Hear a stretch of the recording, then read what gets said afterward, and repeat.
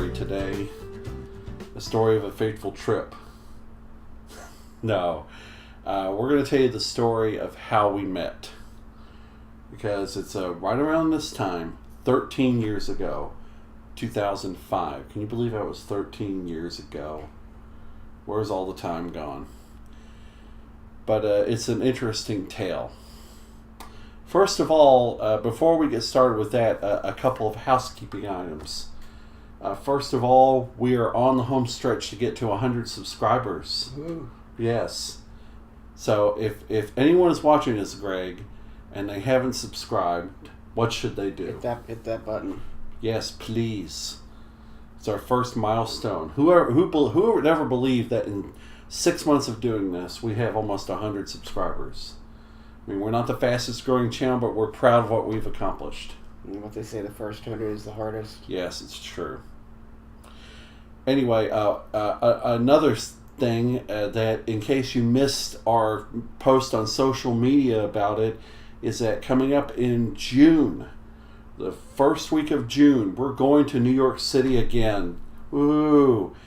We're going to spend a whole week with Keith and Francois, and we're going to take you guys with us when we go there. Yes. We don't know what all we're going to be doing yet. Obviously, that's still going to be planned. But rest assured that it'll be exciting. Okay. So, let's move on to our story. I had just gotten back to college. I did a couple of stints of community college and took a few years off of college and got back onto campus at East Tennessee State University in January of 2005. I was getting settled in. I had had a few bad relationships and just was over dating for a while, you know. I was totally not looking for anybody. I was focusing on getting my schoolwork going and doing what I wanted to do, which is to be in broadcasting, just learn as much as I could. And then, out of the blue, one day, I got a message. Well, we were both members of the game show forum online discussion forum for game show fans. And I had happened to see a post of yours that had mentioned that you had started at ETSU, which is where I was going at the time. I was like, oh, maybe I can make a friend. Maybe there's somebody who's interested in some of the same things I am that's going to my school. So I decided to send you a message. Yep, and I was surprised, you know. I'm like, oh, who is this? You know? So naturally, I clack the keys and reply back, and we start talking online, you know. We exchange AIM handles. Rest in peace, AIM. Those were the days. Boy. Yes. What was on your way message? I don't remember. It's been so long. It's been over 10 years since I used AIM. I read all those clever away messages. Oh yeah, it's like an Instagram bio today or a Twitter bio. That was the away message then. You know, it was all highlighted text and whatever. But we're getting off topic. So we talk, and I ask you to come over to visit me. Because I was living in an apartment on campus. It was a shared 2-bedroom apartment. And he comes to visit me on a cold, rainy night. It was raining, wasn't it? Yeah, it was. Yes, if you remember watching our husband tag video, we kind of briefly talked about this. You came over, and I believe we ordered pizza that night. Yeah, I think we did. Yeah, and we watched some game shows because it's a common interest we shared. Yeah, mainly The Price is Right, I think. Yep, I showed you some interesting episodes that you had never seen before. And, well, we had a great evening, and we decided we're going to hang around again, and then again, and again. But then something happened. Now, I just said a few minutes ago that I had been in a few bad relationships. The last one I was in prior to this time was a very bad relationship. I don't want to go into details about it right now. needless to say that it ended very, not bad, but I was just put off of dating for a while. I didn't want to get my heart broken again. So yeah, I think I mentioned in passing in a message somewhere that I was feeling some kind of spark. yeah, and that raised a red flag for me at the time. I remember I'd had a long day at class, I believe, and I come home to my apartment, and you were being just very, very chatty, and I wasn't in the mood to be chatted with. So this is going to sound rather embarrassing, I blocked him. Well, And then another message pops up from a different account.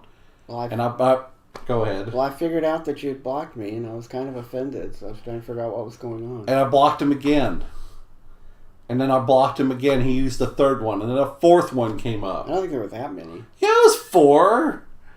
It I was. think I only had 3. No, it was 4. But anyway, it doesn't matter. I mean, this is 13 years ago. But then I finally like, okay, whatever, and just talk with you. And I don't think it amounted to much. At the time, my feelings were hurt. Well, I'm sorry. Even back then, we could get so just at each other's throats, so to speak, over the silliest nonsense, and it still happens. I mean, every loving couple goes through that. So the next month, March, we we decide it was Good Friday. It was a half a day of class, I believe, and we decided to come down here where we live now to Knoxville for just an afternoon out. I don't remember what we did. I remember riding the bus around. That's all I remembered about that day. Yeah, I did like riding the bus back in that day. It really taught me a lot of where all the streets go, all the shortcuts of the city, is just to ride the bus around. And it was cheaper back then to ride the bus. And, well, it's not so expensive here now. I mean, but anyway.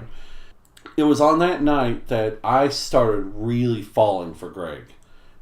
Just over the course of that day, I think it was already happening because I liked being with you, and we got along so well, and we joked a lot, and we just had a great time. And I felt like I had never felt what I felt before when we were together at first. But I guess I was just afraid for the longest time, a few weeks, that I was setting myself up to fall again, And when you've been in a lot of bad relationships, it's easy to feel that way, like you don't think it's ever going to happen. And I'd had like 3 or 4 relationships prior to you, but you were I was your first relationship. Yeah, right? I hadn't had anything serious. Just a few short things, one-time things even. Yeah. But anyway, that night, it was a beautiful afternoon, and that night, as we told you before, if you remember, we were driving home and we got stuck in a traffic jam. There was a car on fire, and it closed down the interstate. And we were stuck in this stopped traffic.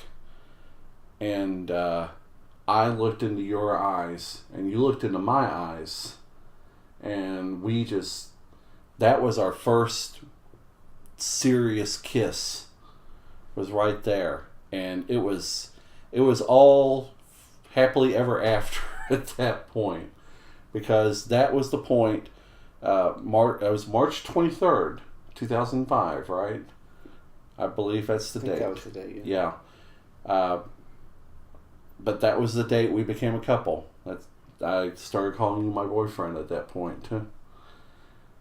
And the most interesting thing about how we met is that not only did we feel comfortable with each other, but people close to us in our classes or whatever also knew we were each other. We didn't keep it a secret. A lot of people, unfortunately, and people shouldn't have to feel this way, they do keep it a secret. And we never felt like we had to keep it a secret. I mean, I don't think we could have if we had tried. I mean, you weren't out to your family at the time. No. But they knew. I realized later that they knew. They knew. And I very quickly introduced you to my family because I'd come out to more or less to my family, at least to my sister, and the rest of my family found out from her. They seemed to like me right away. Mm-hmm. I know particularly that my mom was glad that I wasn't out and up to no good.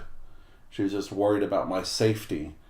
I guess she didn't want me in like back alleys shooting drugs or anything like that, which doesn't go on everywhere. That's not all gay people. I mean, it's my mom. My mom, like me, is a worrywart. Wow. But I love my mom. How moms are. Yeah.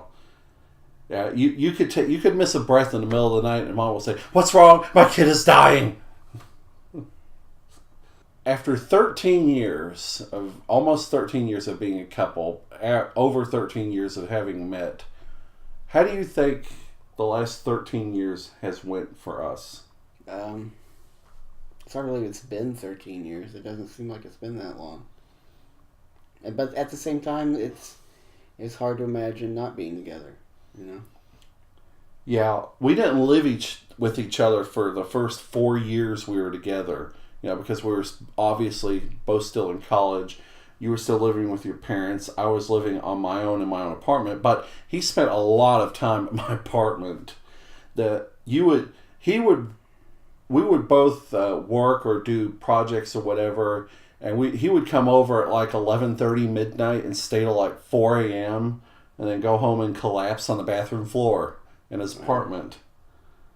But we finally moved in together in, was it January of 2009? February of 2009. And there's hardly been a time we've been apart. But it's been the most wonderful 13 years, I couldn't imagine spending them with anyone else, This is my soulmate. This is my partner, and I'm proud to call you my husband. Oh, I love you. I love you too.